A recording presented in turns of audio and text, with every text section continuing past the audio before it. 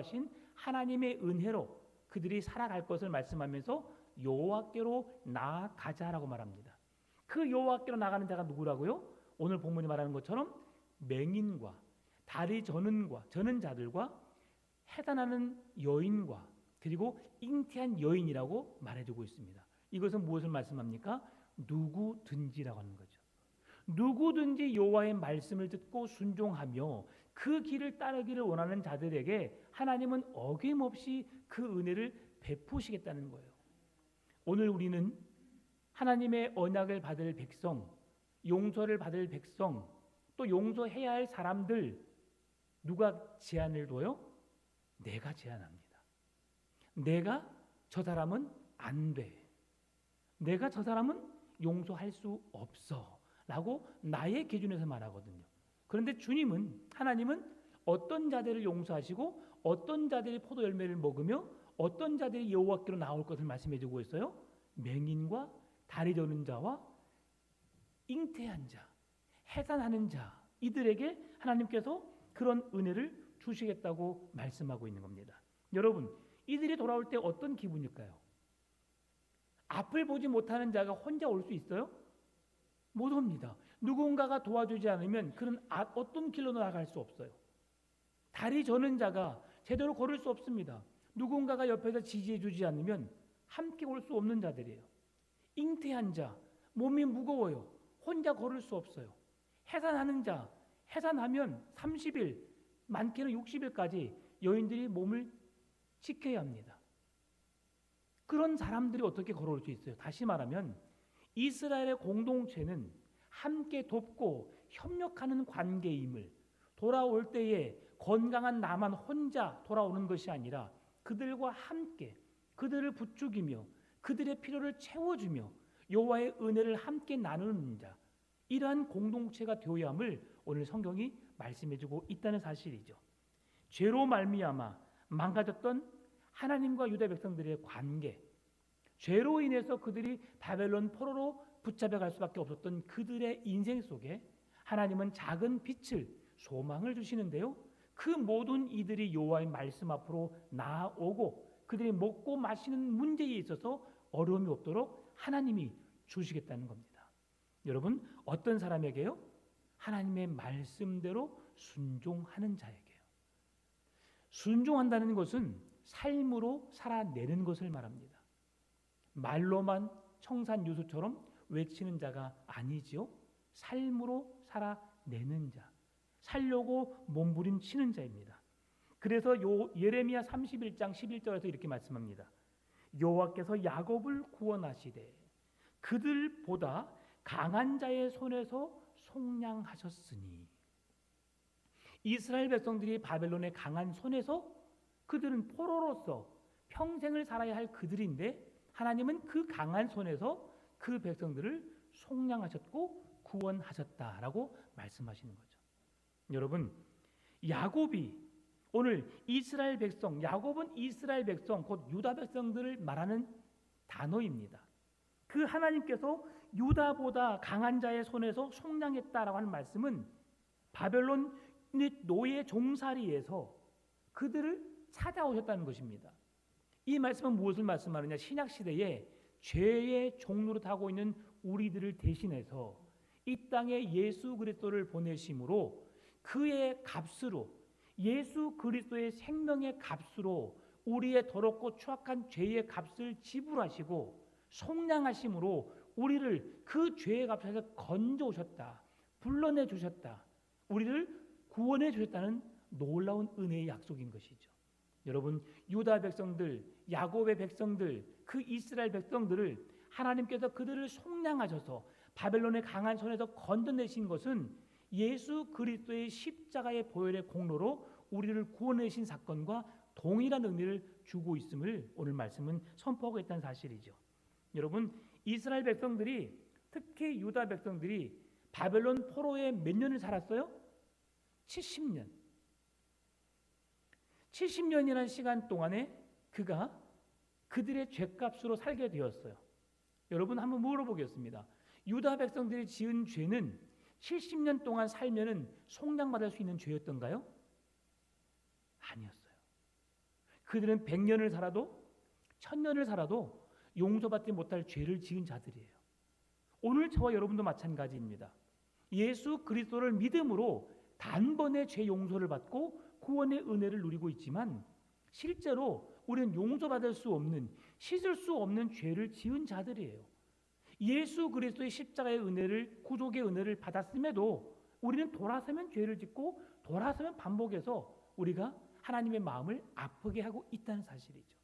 그렇지만 그럼에도 하나님은 우리를 속량하셨고 우리를 죄와 사망에서 건져주셨고 우리를 구원해 내시기를 원하신다는 거죠. 기뻐하신다는 거죠. 그래서 오늘 본문의 말씀을 우리가 살펴보면서 그 하나님이 우리에게 어떤 은혜를 베푸셨는가. 오늘 하나님께서 주신 은혜는 슬픔이 변하여, 이건 무슨 말씀이냐면 그들이 바벨론 포로로 붙잡혀갔던 그 죄악으로 인해서 죽어 마땅할 그들이 눈물을 흘리며 슬퍼하고 애통하고 고통 속에 있어야 할 그들이 이제 하나님의 놀라운 은혜로 속량하심으로 바벨론 포로 그 큰 힘 있는 나라로부터 구원해 내심으로 슬픔이 변하여 하나님의 은혜 속에 감사하고 기뻐하고 찬송하며 살 수 있는 길을 열어주셨다는 것이죠. 그 말씀이 오늘 본문 속에 포함되어 있습니다. 12절 말씀 보게 되면 그들이 와서, 우리 한번 같이 읽어볼까요? 31장 12절. 네, 같이 읽겠습니다. 시작. 자막했습니다. 그들이 와서 찬송하며 여호와의 복, 곧 곡식과 새 포도주와 기름과 어린 양의 떼와 소의 떼를 얻고 크게 기뻐하리라. 그 심령은 물된 동산 같겠고 다시는 근심이 없으리로다 할지어다. 아멘. 하나님께서 바벨론 포로로 붙잡혀가 있는 그 인생들을 구원하셨는데, 그들을 속량하셨는데 그들에게 어떤 은혜를 주셨는가? 31장 12절이 명확하게 말씀해 주고 있어요.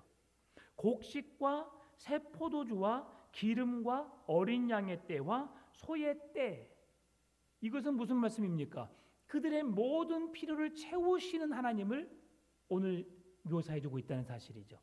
지금 이스라엘 백성들은 유목민 생활을 했습니다. 유목 생활하면서 그들의 가장 귀한 게 뭡니까? 소떼입니다. 양떼이죠. 그런데 그것만 있습니까? 곡식과 새 포도주와 기름과 어린 양의 그런 떼와 소의 떼를 다 함께 주시는 하나님이심을 우리가 볼 수 있는 거죠. 여러분, 하나님의 말씀대로 한번 살아보세요. 하나님이 복을 주시는 분이세요? 복을 거둬가시는 분이세요? 주시는 분이세요. 그런데 여러분 왜 그리 의심을 하시죠? 왜 못 믿으시죠? 하나님은 그런 분이세요. 흔들어 채우시는 분이세요. 꽉꽉 눌러 넘치도록 채우신 분이세요. 여러분 곡식 담아 보셨죠? 그냥 쑥 부으면 얼마 담지 못해요. 그런데 그 자루를 탈탈 털어서 바닥에 계속 찌우면 어때요? 사이사이 빈틈없이 계속 들어갑니다. 그리고 또 끝까지 차 있는데 또 흔들어서 또 한 번 쪄보면 또 내려가요. 하나님은 그렇게 흔들어 채워주시는 분이 하나님이십니다. 여러분 그 하나님을 경험하시기 바랍니다. 내가 그 복을 못 받았다면 하나님은 자손대에 이르러서 그 복을 누리게 하시는 거예요. 하나님은 그런 분이십니다. 왜? 온 세상이 누구의 것이에요? 하나님 아버지 것이거든요. 여러분, 내가 가진 것을 자녀에게 물려준다. 지금 우리는 이 개념이 아니에요. 하나님은 부모가 가진 것 이상으로 더 넘치도록 그들의 필요를 채우신 하나님이심을 우리 약속해 주고 있다는 사실이죠. 그래서 오늘 31장 12절에서 시온의 높은 곳 예루살렘 성전을 말씀해 주고 있습니다. 그곳에서 하나님을 찬송하는 복이 있겠다. 이들에게 주어지는 복이 먼저는 하나님을 찬송하는 복이 있겠다. 오늘 오후에 예배를 드리는데 찬양하는데 여러분 너무 행복했죠? 오늘 제일 멋지게 찬송한 것 같아요. 찬양하는 사람들 전부 다가 막 박수를 치면서 이렇게 막 나는 어떤 당나라 군대원 줄 알았어요. 너무 보기 은혜스러웠어요. 하나님을 찬양하면 저도 이렇게 힘있게 찬양해야 돼요. 지금 점심 드시고 가장 잠이 올 때예요. 예. 그냥 뭔 말 하지 않으면 그대로 입신에 들어갈 수 있는 그런 상태예요. 식사하셨고 좀 몸이 약간 나른나른하게 피곤한 상태거든요.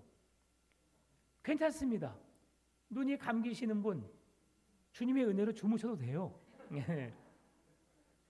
그리고 또 눈이 떠 계신 분은 또 말씀을 들으면 되고요. 그런데 오늘 주신 말씀이 여호와의 성전에 나아가서 그들이 뭐 하겠다고?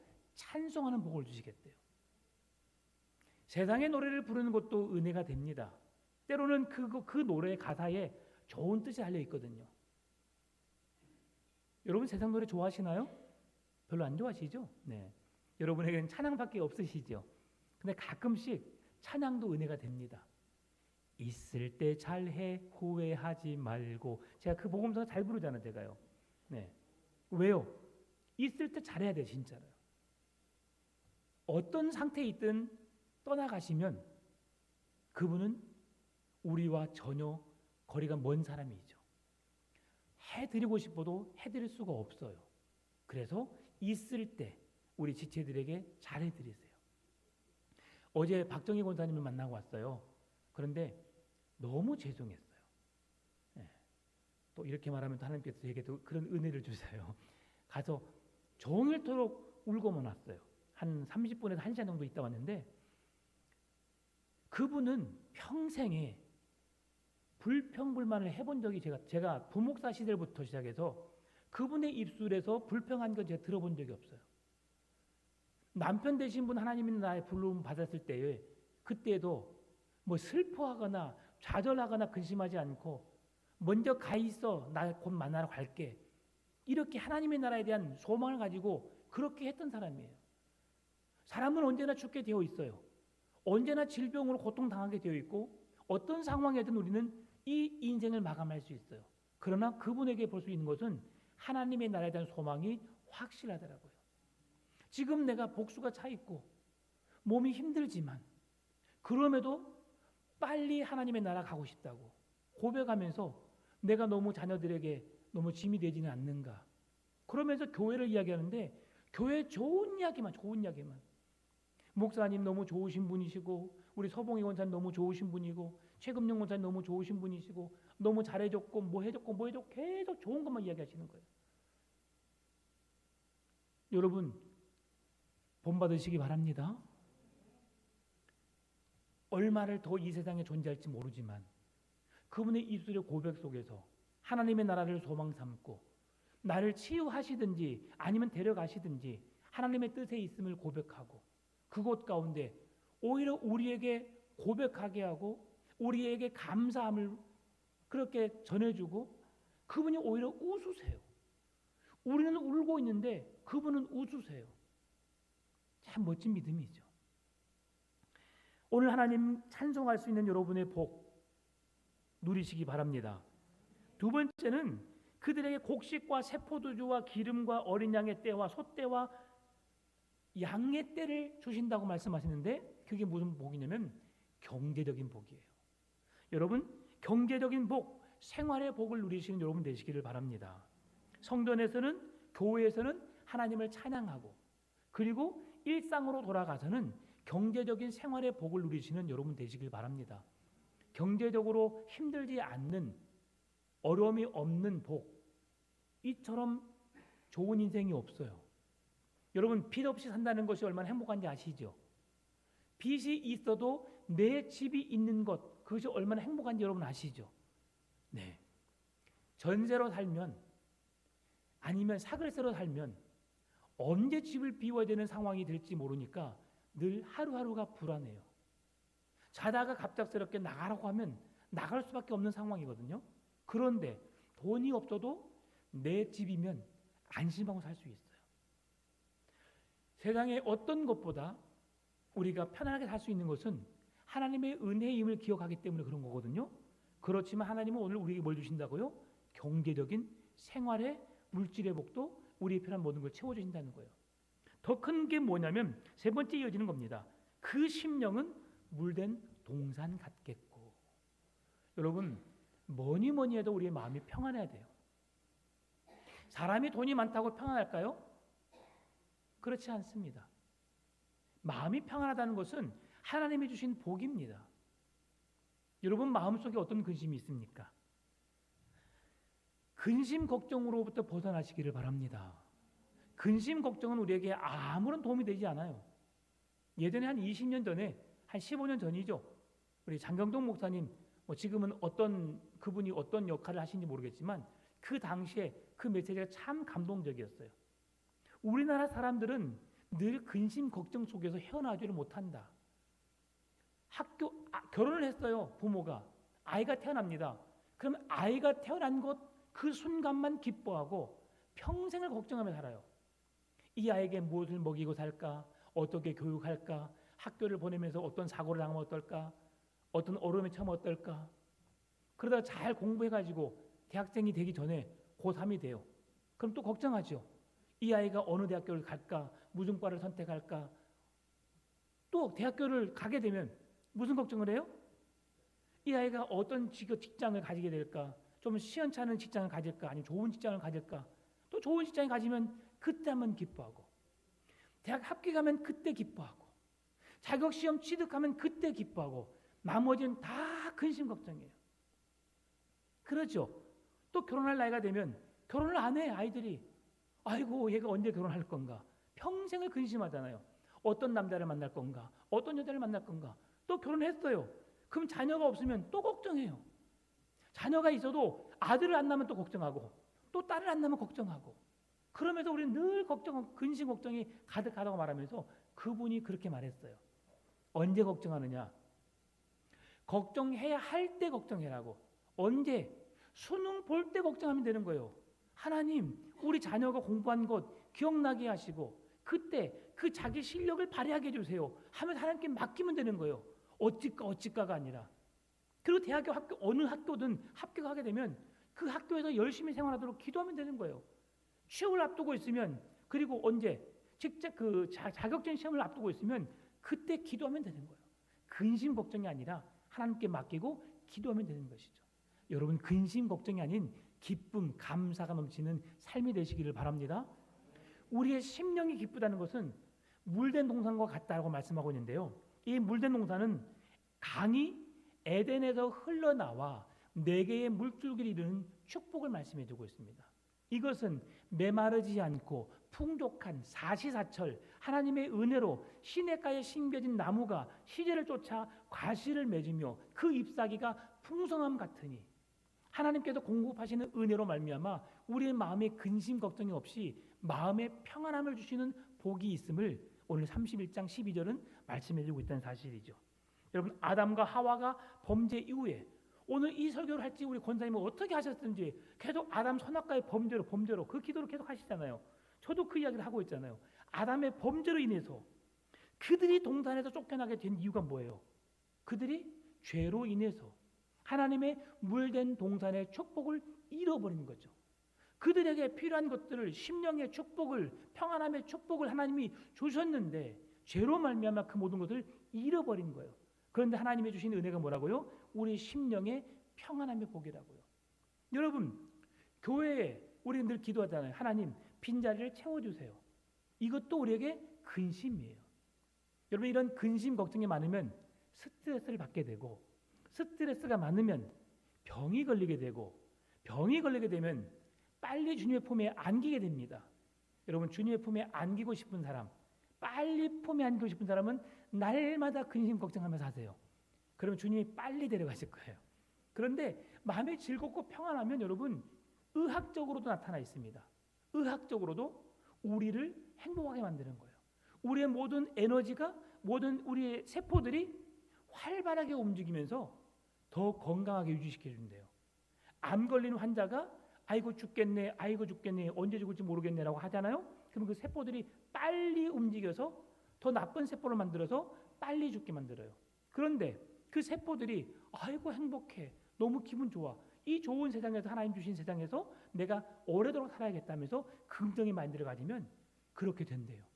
여러분 한 10몇 년 전에, 한 20년 전에 물이라고 하는 일본 어떤 학자가 물을 연구했어요. 이 나쁜 물, 이 독한 물, 쓴물 했더니 그 물의 세포가 균형이 깨져버려요. 근데 물에게 사랑한다, 축복한다 말했더니 그 물의 세포가 살아나요. 그 에너지, 그 자기 물 성분이 파괴되지 않는 거죠. 여러분, 그만큼 우리에게 좋은 말, 우리 칭찬의 말은 너무 좋은 거예요. 여러분, 근심 걱정하며 살지 말고 늘 기뻐하고 즐거워 감사하시기 바랍니다. 조금 부족하면 부족한 대로, 그럴 때에 기쁨이 우리의 마음속에 충만할 때에 우리의 영이 즐겁고 우리의 삶이, 가정이 행복하게 될 줄 믿습니다. 그렇게 하나님께 주신 은혜가 어떤 은혜냐? 요한계시록의 22장 1절 2절 말씀에서 그런 복을 주십니다. 한번 같이 읽어볼까요? 또 그가 수정같이 맑은 생명수의 강을 내게 보이니 하나님과 및 어린 양의 보좌로부터 나와서 길 가운데로 흐르더라. 강 좌우에 생명나무가 있어 12가지 열매를 맺되 달마다 그 열매를 맺고 그 나무 잎사귀들은 만국을 치료하기 위하여 있도라. 아멘. 이 복은 영원한 하나님의 나라의 은혜를 우리에게 누리게 하신다고 말씀하고 있어요. 하나님을 찬송하는 복, 경제적인 복, 생활의 복, 그리고 물된 동산과 같은 마음의 근심 걱정이 없는 삶을 살아갈 때에 하나님은 우리에게 어떤 복을 주신다고요? 영원한 하나님의 나라에 대한 그 축복을 주신다는 겁니다. 이것이 오늘 우리가 바라보는 삶이에요. 오늘 우리가 33장의 말씀을 읽었는데요. 이 33장의 말씀 속에서 주신 은혜가 바로 오늘 31장의 말씀이 그대로 연결되어 있어요. 그럼 우리가 어떻게 살아야 하는가? 여러분, 한 사람을 제가 비유로 말씀드리고 싶습니다. 오래된 이야기인데요. 2009년에 있었던 일이에요. LPGA 프로 골프 선수가 있었어요. 그 사람의 이름은 신지혜입니다. 아시나요? 전라도 사람이에요. 아버지가 신재섭 목사님이세요. 그래서 그 목사님이 열심히 자녀를 키웠고 그 자녀가 벌어들인 상금으로 많은 젊은 청년들에게 장학금을 제공해서 다음 세대를 길러내는 일에 아주 힘을 썼던 그런 분이세요. 지금도 여전히 그렇게 어려운 분들을 그분이 돕고 있어요. 지금은 교회 사역을 안 하고 계시지만 하는지는 잘 모르겠어요. 근데 그분이 딸 그런 어떤 보디가드 뭐라 하나요? 매니저 역할을 감당하면서 그분의 손과 발이 되어주면서 또 그분이 신지혜 선수가 벌어들인 상금으로 지금도 여전히 어려운 일들을 하고 있어요. 그런데 이제 뭘 말씀드리려고 하느냐? 2009년에 억수 같은 아주 엄청난 비가 많이 내려왔어요.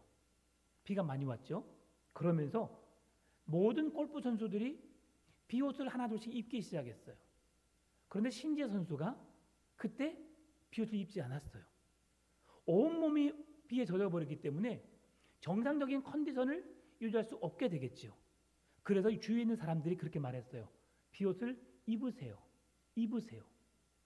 그런데 끝까지 신지혜 선수가 비옷을 입지 않았어요. 그래서 기자들이 그 선수를 찾아가서 왜 당신은 비옷을 입지 않았습니까? 라고 말하니까 신지혜 선수가 그렇게 말했어요.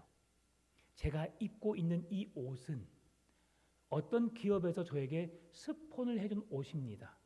제가 비옷을 입어버리면 그 사람, 그 기업이 저를 믿고 스폰해준 그 옷 메이커가 가려지기 때문에 저는 제가 받은 스폰에 대해서 책임을 다하기 위해서 비옷을 입지 않은 것입니다.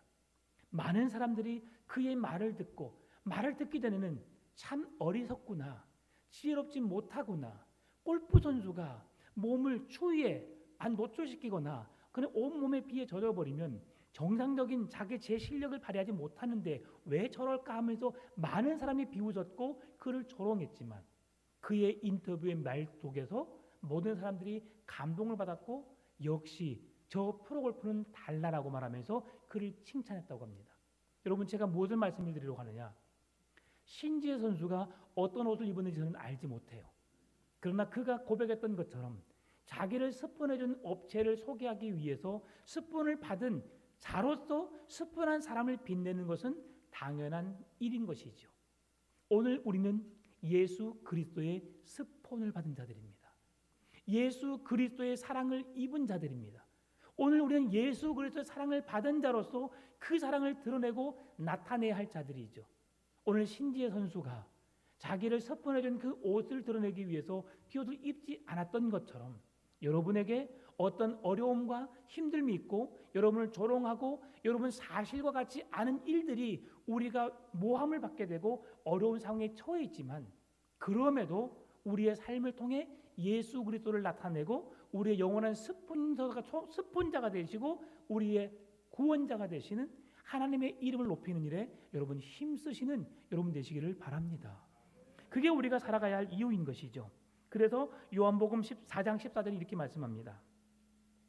내가 주는 물을 마시는 자는 영원히 목마르지 아니하리니 내가 주는 물은 그 속에서 영생하도록 솟아나는 샘물이 되리라. 아멘. 여러분의 심령이 물된 동산과 같은 그런 심령이 메마르지 않고 하나님의 은혜로 삭막한 땅을 생수로 적시고 그들에게 감동을 주어서 메마른 땅에 새싹이 돋아나고 생명이 살아나고 생명이 열매를 맺는 그 귀한 일들을 감당해내시는 여러분 삶이 되시기를 바랍니다. 하나님이 원하시는 것이 바로 우리의 삶을 통해서 이러한 삶을 원하시는 거죠. 다시 오늘 31장 14절 말씀 보게 되면 내가 기름으로 제사장들의 마음을 흡족하게 하며 내 복으로 내 백성을 만족하게 하리라 하시니라. 네, 제가 이럴 줄 알았습니다. 네. 내가 왜 계속 31장을 설교하면서 33장을 말할까? 저는 31장을 준비했거든요. 근데 제가 주보에다가 본문을 잘못 넣었네요. 죄송합니다. 제가 31장 설교를 준비했는데 제가 본문을 33장으로 잘못 써버렸어요. 네, 그리고 우리 본문을 잘못 읽었네. 죄송합니다. 저는 계속 제가 왜 계속 31장만 설교하지? 네, 제가 31장을 준비해놓고 33장을 써놔버렸네요. 너무 죄송합니다. 지금 그래서 제가 나 이런 설교한 사람 아닌데 나 본문에 충실한 사람인데 내가 왜 계속 오만 소리 나 오늘 본문 읽으면서도 33장 내가 왜 이 본문을 내가 선택했지? 죄송합니다. 제가 지금 처음으로 이런 실수를 하네요. 죄송합니다. 네.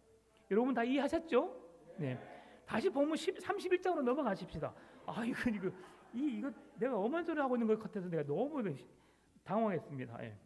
자, 그래서 이렇게 우리가 은혜로 하나님의 은혜로 이렇게 살아가는 겁니다. 이렇게 실수도 할 수 있고요. 그런데 하나님께서 주신 마음이 어떤 마음이냐? 오늘 본문의 14절 내가 그 기름으로 제사장들의 마음을 흡족하게 하며 내 복으로 내 백성을 만족하게 하리라 여호와의 말씀이니라 라고 말씀하고 있어요. 이게 무슨 말씀이냐면 제사장의 축복. 여러분 영원한 대제사장이 누구세요? 예수 그리스도예요. 하나님에게는 세 가지 직분이 있어요. 첫 번째 뭐죠? 왕. 두 번째 제사장. 세 번째 선지자예요. 그래서 영원한 왕으로서의 이 땅에 오신 하나님의 아들이신 왕, 온 세상의 통치자, 왕 중의 왕이신 하나님, 그리고 제사장으로서 구약의 백성들에게 제사를 통해서 그들을 죄를 용서하셨고 신약의 십자가의 대속의 죽음으로 영원한 대제사장이 되어서 예수 그리스도의 이름을 부르는 자들에게 그 구원의 은혜를 주신 거예요. 그리고 선지자로서 우리가 받은 은혜, 그 사랑을 세상의 만방에 알리는, 선포하는 선지자 역할을 예수님께서 우리에게 보여주셨고 우리들 또한 그렇게 살아갈 수 있도록 하신 건데요. 14절에 말씀해주고 있는 것은 바로 그렇게 내가 기름으로 제사장들의 마음을 흡족하게 하며 내 복으로 내 백성을 만족하게 하리라. 다시 말하면 예수 그리스도의 십자가의 대속의 은혜로 영원한 구속의 은혜로 그 제사장적인 그 사역의 의미로 인해서 우리에게 놀라운 베푸신 은혜를 구원을 지금 말씀하고 있는 것이죠. 제사장은 하나님과 백성들 사이의 중보자입니다. 백성들을 대신하여서 하나님께 제사를 드리고 하나님을 대신하여서 백성들에게 계시를 전달하는 사람, 이게 바로 제사장이요 선지자인 것이죠. 따라서 오늘 이어지는 15절에서 22절 말씀 보게 되면 라헬의 애통에 대한 하나님의 위로의 말씀이 나옵니다. 엄한 본문 가서 제가 이 본문 올라했더니 엄청 힘들었어요. 죄송합니다. 라헬의 애통, 이게 뭐냐면 라헬이 누굽니까? 야곱의 아내이지요. 야곱이 가장 사랑하는 여인이 라헬입니다. 근데 그가 애통한다라고 말씀하고 있어요. 이것은 하나님이 그의 애통을 아시고 그를 위로한다는 뜻입니다.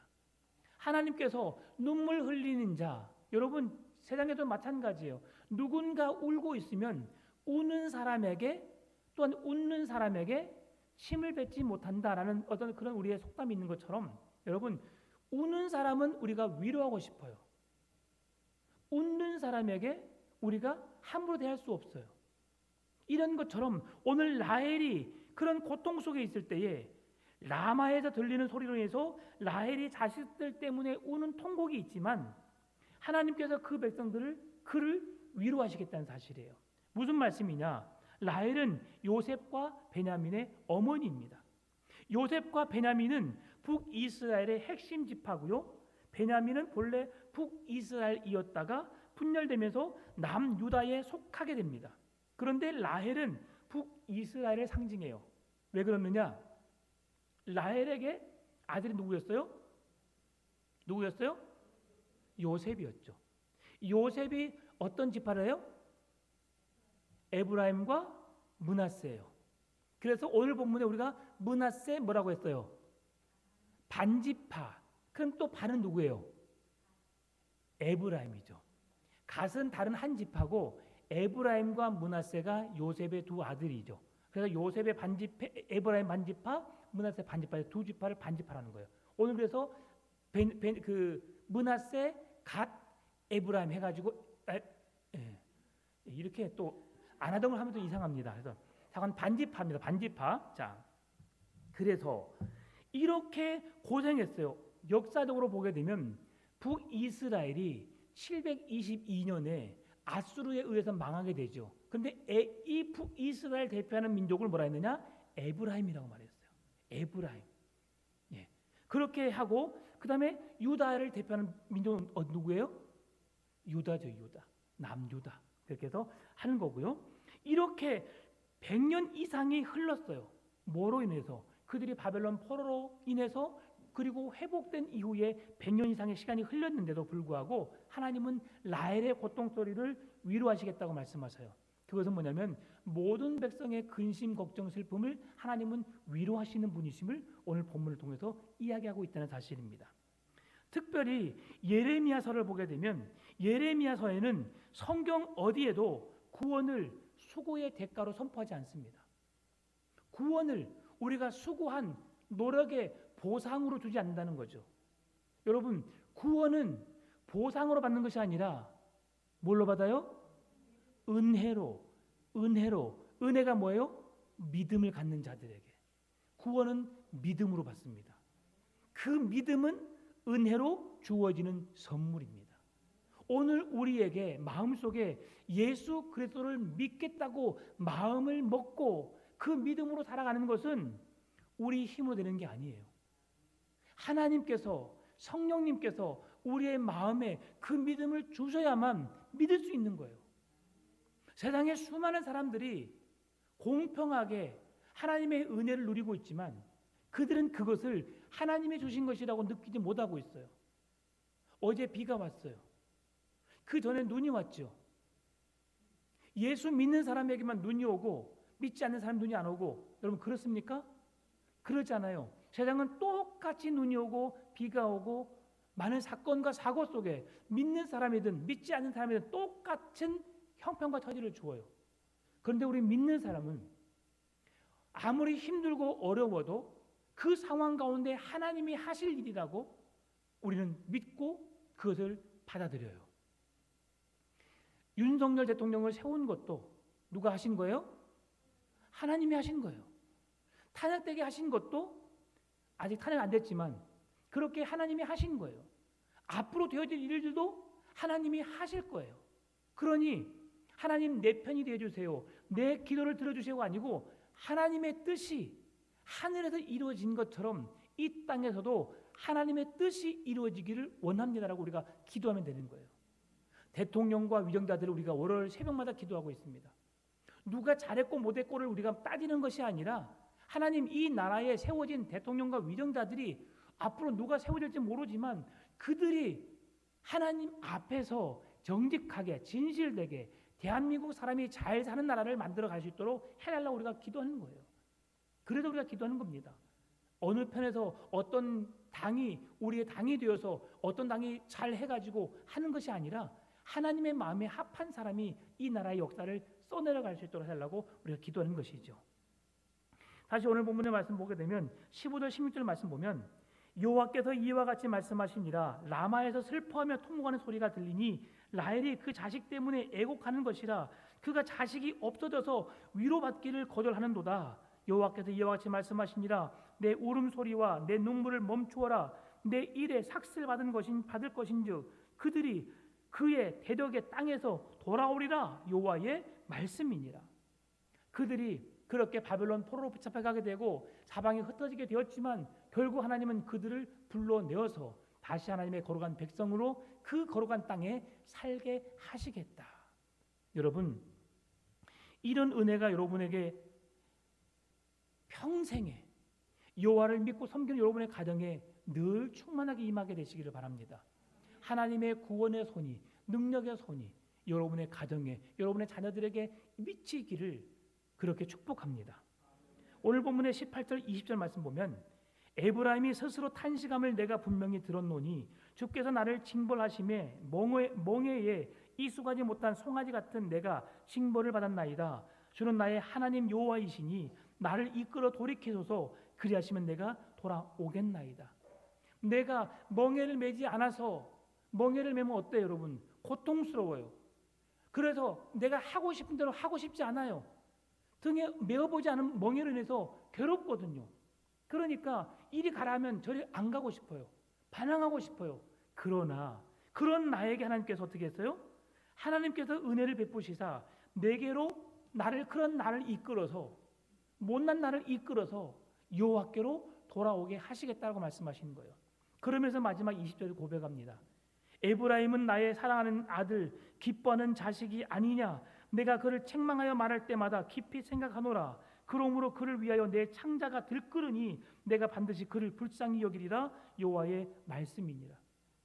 여러분, 북이스라엘 백성들 선한 왕이 한 명도 없었어요. 모두가 다 이방 우상을 섬기며 하나님의 마음을 아프게 했어요. 그럼에도 하나님은 그가 내 백성이다.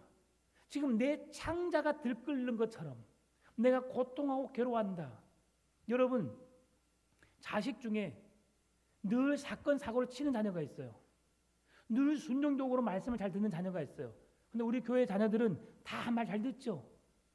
마음 속속이는 분 안 계시죠. 예. 그런데 만약 그런 사람이 있어요. 그래도 말을 안 듣고 속을 썩이고 마음이 불편하고 늘 괴롭지만 그럼에도 그가 누구예요? 내 자식이에요. 아무리 부모의 마음을 아프게 하고 지금도 불순종하고 나를 괴롭게 하고 힘들게 하지만 그가 내 자식이에요. 하나님은 그렇게 여기시겠다는 거죠. 그러면서 그를 어떻게 한다고요? 불쌍히 여기리라.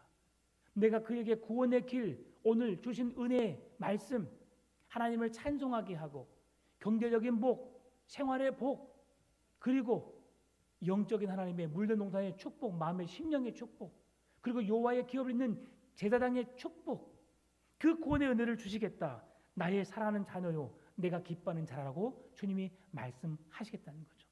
말씀을 마무리합니다. 오늘 너무 많은 말씀도 준비해왔지만 제가 또 엄한 말씀을 읽어가지고 한순간 당황했던 그런 예배였지만 말씀을 마무리합니다. 북이스라엘은 자신들이 겪고 있던 수치와 욕이 철없던 시대에 저질렀던 잘못된 행동임을 이제서야 깨닫게 됩니다. 바벨론 70년이라는 시간 동안 그들이 그 괴로움 속에서, 그 고통 속에서 그들이 생활했을 때, 그때서야 하나님 아버지의 품이 얼마나 귀한지를 깨닫게 되는 거죠. 신약 성경에서도 그를 예표해 준 말씀이 있죠. 탕자의 비유이죠. 하나님 품에 있었을 때는 그 품이 얼마나 좋았는지를 누리지 못하다가 그 품을 떠나고 나니까 그 품이 그리운 거예요. 그래서 탕자가 고백하잖아요. 아버지의 종이라도 줬사오니 내게 아버지의 품에 있게 하옵소서. 그런 우리의 마음을 아시고 긍휼히 여김이 바로 이런 겁니다. 하나님께서 뭐라 말씀하세요? 탕자의 아버지가 하나님이죠. 하나님이 그에게 이렇게 말합니다. 무슨 말이냐? 너는 죽었다가 다시 살아서 돌아온 내 아들이다. 여러분, 하나님은 여러분을 귀한 자녀로 삼으십니다. 여러분이 아파하고 고통당하는 것 결코 기뻐하지 않습니다. 여러분의 삶을 통해서 하나님을 찬송하기를 원하시고 여러분의 경제적인 모든 가업의 생활에 곤고치 않도록 풍성하게 채워주길 원하시고 마음에 근심 걱정이 없이 날마다 구원의 은총 속에 살기를 원하십니다. 그렇게 하나님을 의지하고 하나님을 벗어나지 않는 믿음 안에 굳게 서시고 그 은혜로 살아가시는 여러분 되시기를 바랍니다. 그럴 때에 우리의 삶에 날마다 감사와 찬송이 넘치는 복된 삶이 될 줄 믿습니다. 여호와의 함께하심의 은혜가 우리의 삶의 가정에 충만하게 임하게 되시기를 주의 이름으로 축원합니다. 참 좋으신 아버지 하나님 감사합니다. 오늘 슬픔이 변하여 기쁨이 되고 감사가 넘쳐나게 되고 구원의 확신 속에 살아갈 수 있는 놀라운 은혜를 더하여 주옵소서. 예수님의 이름으로 기도드리옵나이다. 아멘. 함께 찬송하겠습니다. 91장입니다.